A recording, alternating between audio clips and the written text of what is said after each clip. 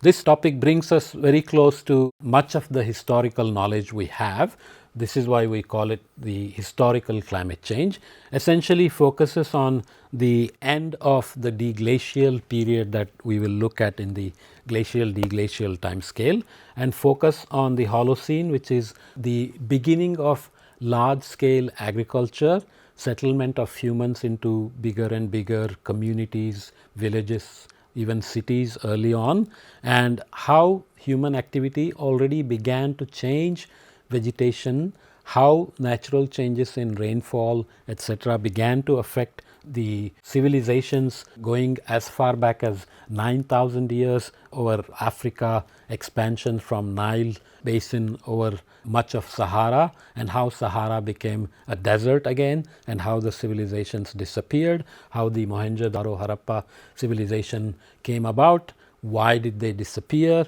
what does the Holocene optimum mean, why civilizations like Mesopotamia flourished, why did the Vikings go to Greenland and why did they go extinct, when did the medieval warm period end and why,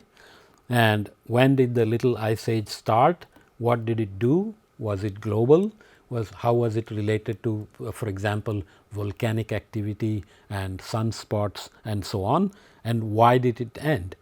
Does it have something to do with the beginning of the Industrial Revolution, and how did we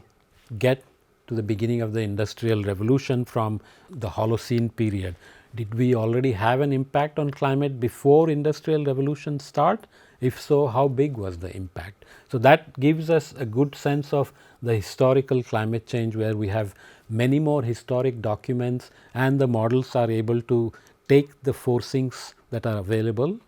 We will define what forcings are, which are essentially the things that change the radiation balance, and we will understand the historical climate change to